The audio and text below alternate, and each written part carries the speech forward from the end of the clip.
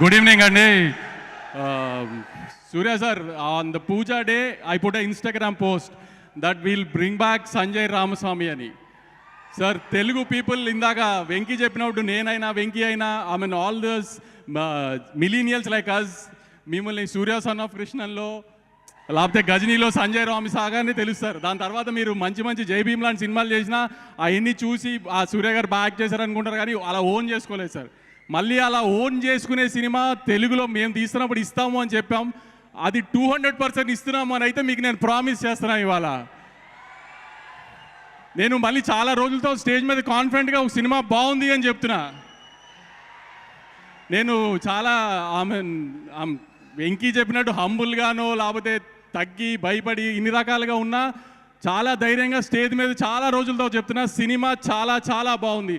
బయటికి వెళ్తున్నప్పుడు ఖచ్చితంగా ఒక మంచి సినిమా చూస్తున్నాం అన్న ఫీలింగ్ మాత్రం అందరికీ వస్తుంది.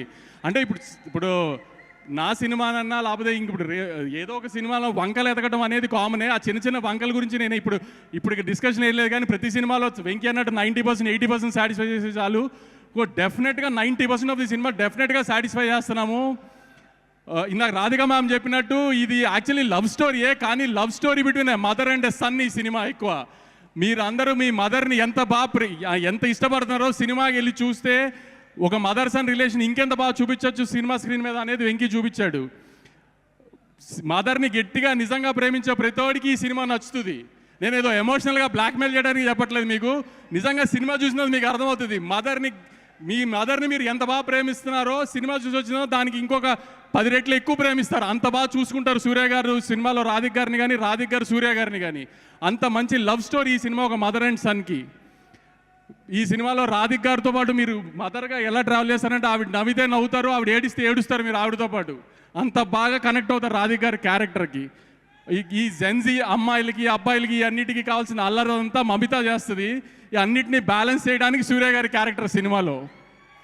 సూర్య గారిని ఈ సినిమాకి మేము మేజర్గా అందరికీ చూపిద్దాం అనుకున్నది అందంగా.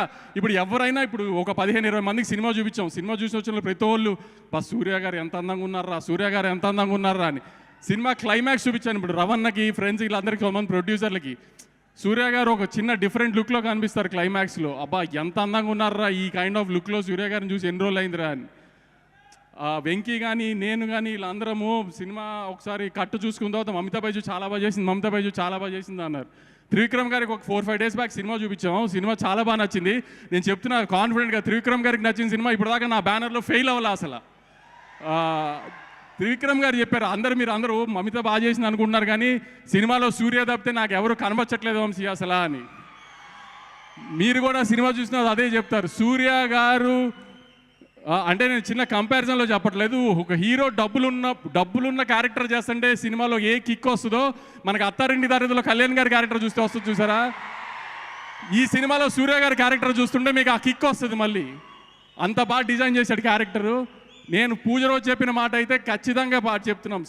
మీరు సంజయ్ రామస్వామి గజనీ క్యారెక్టర్ని ఎలా మిస్సారు ఇన్ని రోజులు, మళ్ళీ ఆ క్యారెక్టర్ని ఖచ్చితంగా తీసుకొచ్చి చూపిస్తున్నాం. మీరు ధైర్యంగా థియేటర్కి రండి, ఎవ్వరు డిసప్పాయింట్ అవ్వరు. చాలా ధైర్యంగా చెప్తున్నా, ఈసారి మంచి సినిమా చూసి వెళ్తున్నాము అన్న ఫీలింగ్ వస్తుంది 2 గంటల 32 నిమిషాలు సినిమా అయిపోగానే. ఇది ఖచ్చితంగా నా ప్రామిస్ ఈసారి. Thank you.